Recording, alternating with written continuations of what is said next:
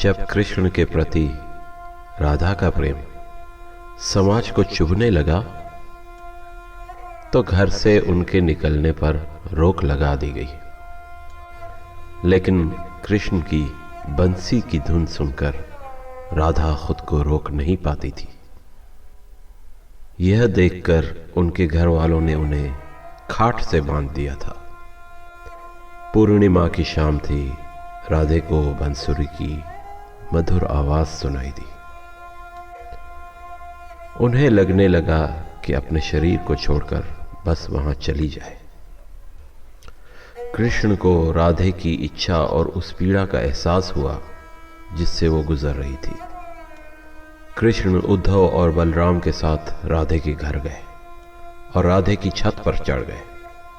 उन्होंने राधे के कमरे की खपरेल को हटाया, धीरे धीरे नीचे उतरे और राधे को आजाद कर दिया। इतने में ही बलराम भी छत से नीचे आ गए। उन्होंने कृष्ण और राधे दोनों को उठाया और बाहर आ गए। इसके बाद सभी ने पूरी रात खूब नृत्य किया। अगली सुबह जब मां ने देखा तो राधे अपने बिस्तर पर सो रही थी। पूर्णिमा का ये अंतिम रास था। कृष्ण ने माता यशोदा से कहा कि वह राधे से विवाह करना चाहते हैं। इस पर मां यशोदा ने कहा कि राधे तेरे लिए ठीक लड़की नहीं है। इसकी वजह है कि एक तो वह तुमसे 5 साल बड़ी है,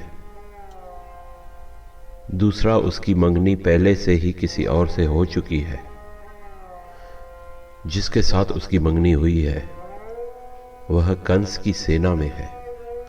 अभी वह युद्ध लड़ने गया है और वो जैसे ही लौटेगा तो अपनी मंगेतर से विवाह कर लेगा। इसलिए तुम्हारा उससे विवाह नहीं हो सकता। वैसे भी जैसी बहू की कल्पना मैंने की है वह वैसी नहीं है। इसके अलावा वह कुलीन घराने से भी नहीं है। वह एक साधारण ग्वालन है और तुम मुखिया के बेटे हो। हम तुम्हारे लिए अच्छी दुल्हन ढूंढेंगे। यह सुनकर कृष्ण ने कहा, वह मेरे लिए सही है या नहीं यह मैं नहीं जानता। मैं तो बस इतना जानता हूं कि जब से उसने मुझे देखा है उसने मुझसे प्रेम किया है और वह मेरे भीतर ही वास करती है। मैं उसी से शादी करना चाहता हूं। मां और बेटे के बीच यह वाद विवाद बढ़ता गया। माता यशोदा के पास जब कहने को कुछ न रहा तो बात पिता तक जा पहुंची। माता ने कहा, देखिए आपका बेटा उस राधे से विवाह करना चाहता है। वह लड़की ठीक नहीं है।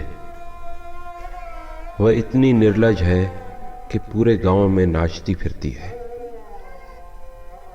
उस वक्त के समाज के बारे में आप अंदाजा लगा ही सकते हैं। कृष्ण के पिता नंद बड़े नरम दिल के थे। अपने पुत्र से बेहद प्रेम करते थे। उन्होंने कृष्ण से इस बारे में बात की, लेकिन कृष्ण ने उनसे भी अपनी बात मनवाने की जिद की। ऐसे में नंद को लगा कि अब कृष्ण को गुरु के पास ले जाना चाहिए, वही उसे समझाएंगे। गर्ग आचार्य और उनके शिष्य संदीपनी कृष्ण के गुरु थे। गुरु ने कृष्ण को समझाया, तुम्हारे जीवन का उद्देश्य अलग है। इस बात की भविष्यवाणी हो चुकी है कि तुम मुक्तिदाता हो। इस संसार में तुम ही धर्म के रक्षक हो। तुम्हें इस ग्वालन से विवाह नहीं करना है, बल्कि तुम्हारा एक खास लक्ष्य है।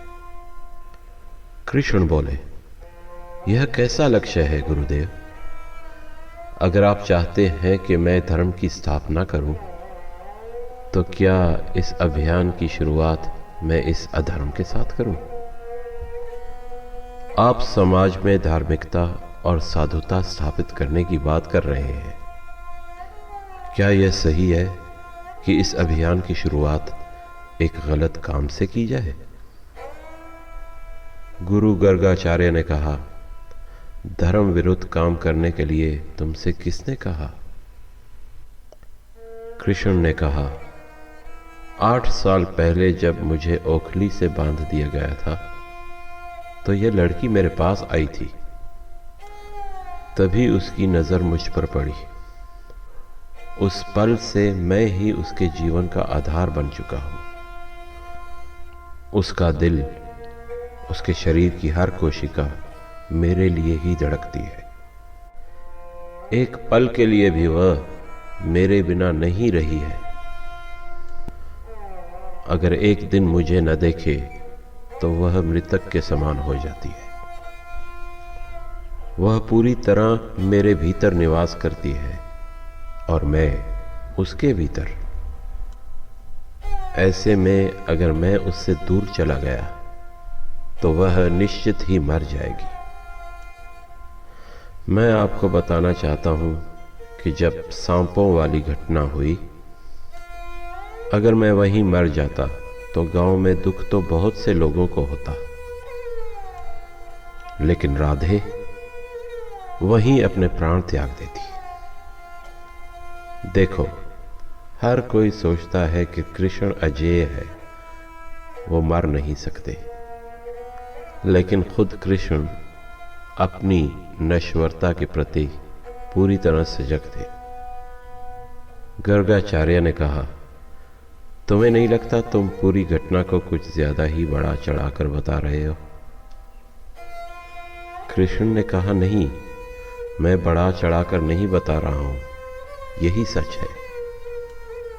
गर्गाचार्य ने दोबारा कहा, तुम मुक्तिदाता हो, तुम्हें धर्म की स्थापना करनी है।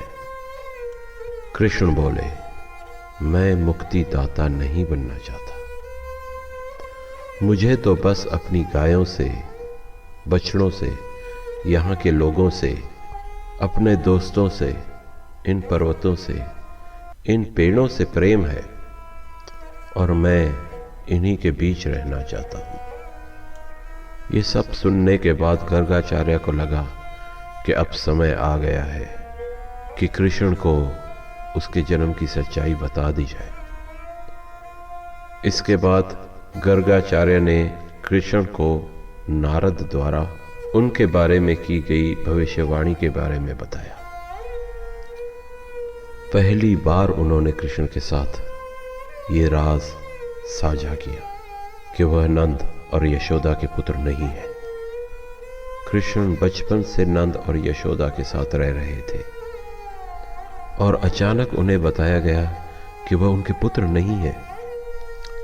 यह सुनते ही वह वहीं उठ खड़े हुए और अपने अंदर एक बहुत बड़े रूपांतरण से होकर गुजरे।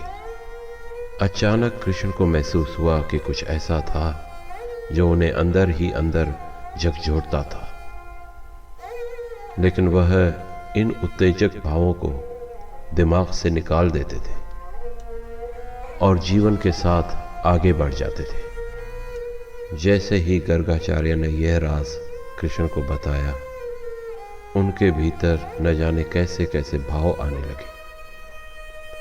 उन्होंने गुरु से विनती की, कृपया मुझे कुछ और बताइए। गर्गाचार्य कहने लगे कि नारद ने तुम्हें पूरी तरह पहचान लिया है। तुमने सभी गुणों को दिखा दिया है। तुम्हारे जो लक्षण हैं वो सब इस ओर इशारा करते हैं कि तुम ही वो शख्स हो जिसके बारे में तमाम ऋषि मुनि बात करते रहे हैं।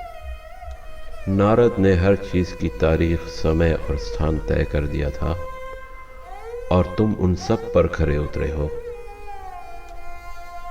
कृष्ण अपने आसपास के लोगों और समाज के लिए पूरी तरह समर्पित थे। राधे और गांव के लोगों के प्रति उनके मन में गहरा लगाव और प्रेम था। लेकिन जैसे ही उनके सामने ये राज आया कि उनका वहां से संबंध नहीं है, वो किसी और के पुत्र हैं और उनका जन्म कुछ और करने के लिए हुआ है, तो उनके भीतर सब कुछ बदल गया। ये सब बातें उनके भीतर इतने जबरदस्त तरीके से समाई कि वह चुपचाप उठे और धीमे कदमों से गोवर्धन पर्वत की ओर चल पड़े।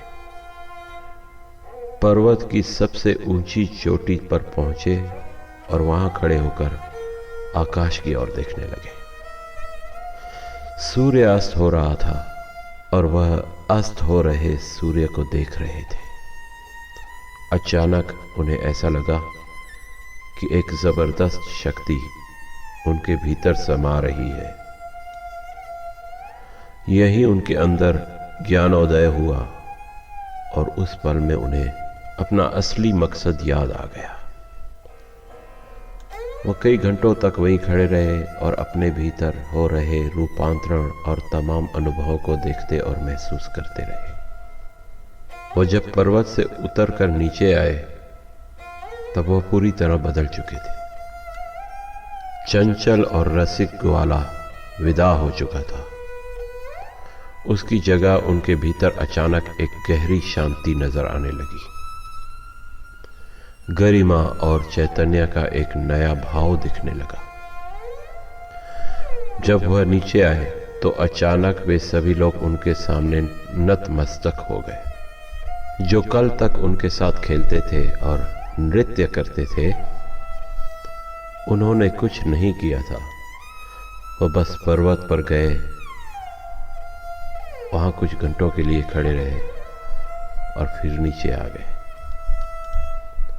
इसके बाद जो भी उन्हें देखता वह सहज ही बिना कुछ सोचे समझे उनके सामने नतमस्तक हो जाता।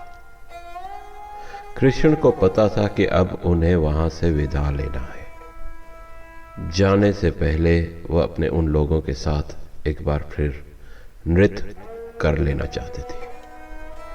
उन्होंने जमकर गाया, नृत्य किया।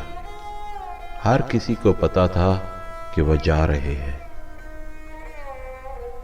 लेकिन राधे थी कि भीतर ही भीतर परम आनंद के एक जबरदस्त उन्माद से सराबोर थी और भावनाओं की सामान्य हदों से कहीं आगे निकल गई थी।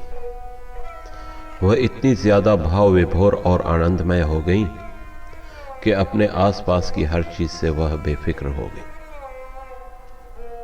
कृष्ण जानते थे कि राधा के साथ क्या घट रहा है। वह उनके पास गए, उन्हें बाहों में लिया, अपनी कमर से बांसुरी निकाली और उन्हें सौंपते हुए बोले, राधे, यह बांसुरी सिर्फ तुम्हारे लिए है। अब मैं बांसुरी को कभी हाथ नहीं लगाऊंगा।